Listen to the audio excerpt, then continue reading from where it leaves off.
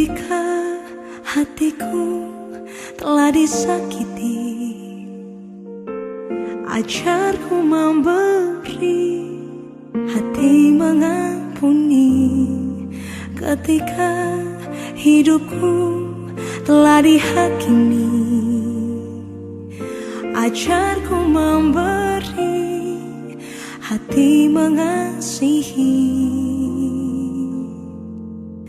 Ampuni bila kami tak mampu mengampuni yang bersalah kepada kami, seperti hati Bapa mengampuni, mengasihi, tiada pamrih. Selamat malam jemaat Tuhan, ketemu lagi di renungan malam hari ini. Hari ini saya akan mengangkat tema tentang forgive and forget.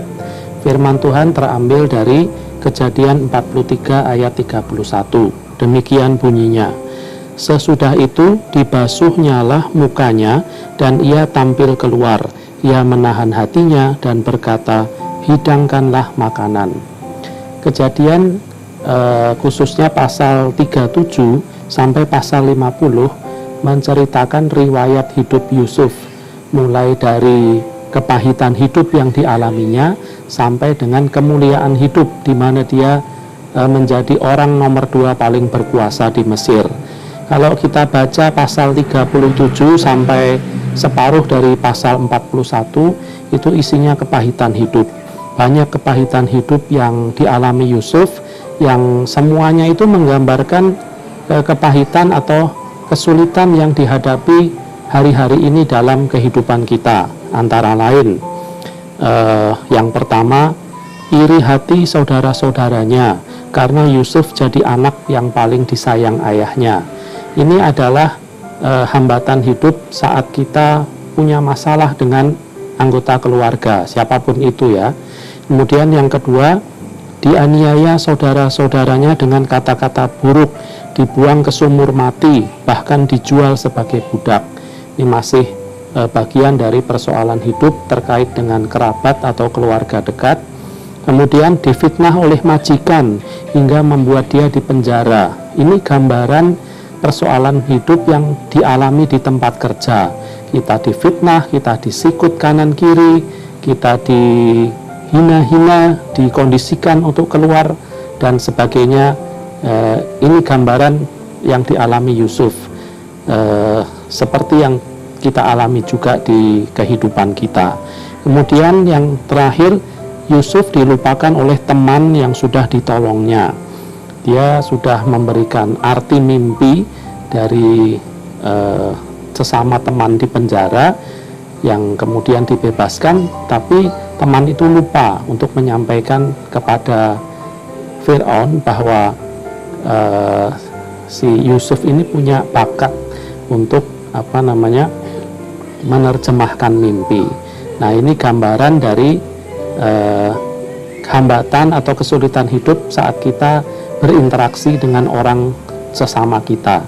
Kita kadang dilupakan oleh orang-orang atau teman-teman atau sahabat-sahabat kita tersebut. Tetapi bagusnya Yusuf ini, apapun kepahitan hidup yang dia alami, dia tetap berserah kepada Tuhan sampai pada puncaknya di bacaan kita di ayat yang ke-31, Kejadian 43 ayat 31 tadi dikatakan bahwa ia akhirnya bisa menghidangkan makanan untuk keluarganya, untuk saudara-saudaranya yang dulu menjualnya sebagai budak. Bukankah perlakuan itu sangat menyakitkan? Tapi Yusuf bisa tetap menghidangkan, tetap bisa melayani mereka dengan sepenuh hatinya. Sebenarnya apa yang dilakukan Yusuf sehingga dia bisa bersikap seperti itu? Mari kita lihat perenungan saya. Dalam renungan ini menemukan yang membuat Yusuf bisa menang dari pergumulan kepahitan hidup, yaitu yang pertama, tidak membalas kejahatan dengan kejahatan. Ini dibuktikan di sepanjang pasal 37 sampai separuh pasal 41 yang berbicara tentang kepahitan hidup yang dialami oleh Yusuf. Tidak ada satupun catatan Alkitab tentang perlawanan yang dilakukan Yusuf, baik itu melalui perbuatan maupun kata-kata. Tidak ada satupun ditulis di situ. Yusuf nerimo, bahkan saat dia dijual sebagai budak yang tentunya sangat menyakitkan buat dirinya, apalagi itu dilakukan oleh saudara-saudaranya sendiri. Kemudian sikap kedua yang dilakukan oleh Yusuf yaitu tetap melakukan yang terbaik. Kita baca di Kejadian 39 ayat 21 sampai 23. Kejadian 39 ayat 21 sampai 23. Bunyinya, tetapi Tuhan menyertai Yusuf dan melimpahkan kasih setianya kepadanya dan membuat Yusuf kesayangan bagi kepala penjara itu. Sebab itu kepala penjara mempercayakan semua tahanan dalam penjara itu kepada Yusuf, dan segala pekerjaan yang harus dilakukan di situ dialah yang mengurusnya. Dan kepala penjara tidak mencampuri segala yang dipercayakannya kepada Yusuf, karena Tuhan menyertai dia, dan apa yang dikerjakannya dibuat Tuhan berhasil. Bahkan saat dia difitnah dan dijebloskan ke dalam penjara, Yusuf tetap melakukan yang terbaik, sekecil apapun, sehina apapun anggapan orang terhadap pekerjaannya, dia tetap lakukan dengan sepenuh hati, dan akhirnya Tuhan memberkatinya, membuatnya berhasil menjadi kesayangan kepala penjara. Dia melakukan yang terbaik dari setiap musim hidup yang harus dilewatinya. Kemudian yang ketiga, Yusuf tetap berdoa dan berserah. Kenapa saya bisa menyimpulkan berdoa dan berserah ini senantiasa dilakukan Yusuf? Karena rasanya mustahil kalau mengandalkan kekuatan kita sendiri setelah dijual oleh saudara-saudara kita, difitnah oleh majikan kita sama bos kita, kemudian dilupakan oleh sahabat kita, di mana peristiwa itu seperti beruntun menimpa kehidupan kita. Tapi kita tetap teguh, tetap tegar, tetap mampu memberi yang terbaik, bahkan tidak membalas sekalipun dengan kata-kata, perbuatan, atau apapun yang menyakiti hati orang lain yang secara logika manusia dia layak menerimanya. Tapi Yusuf tidak demikian. Itu dalam perenungan saya itu hanya bisa dilakukan karena dia berdoa dan berserah kepada Tuhan saja.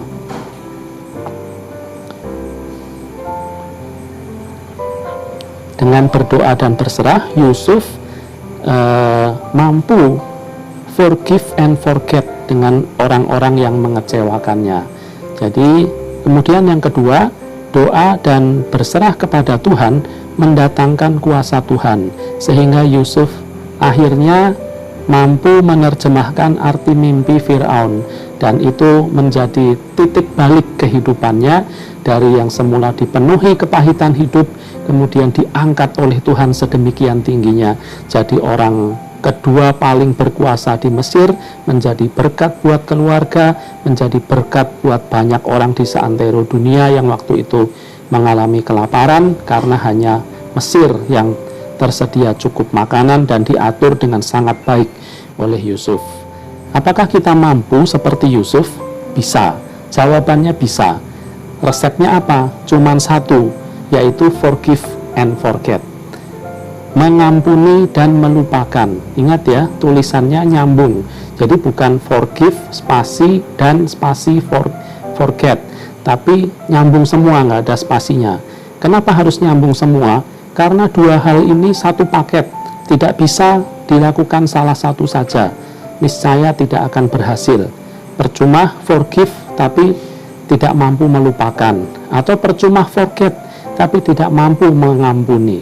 Jadi harus sepaket, forgive and forget, sehingga saya percaya saat kita mampu melakukannya, kita juga akan mengalami kemuliaan yang diberikan oleh Tuhan seperti Tuhan memberkati kehidupan Yusuf. Selamat melakukan pengampunan dan melupakan setiap kepahitan hidup, sehingga kemuliaan datang dalam kehidupan kita. Shalom, demikian firman Tuhan. Tuhan Yesus memberkati.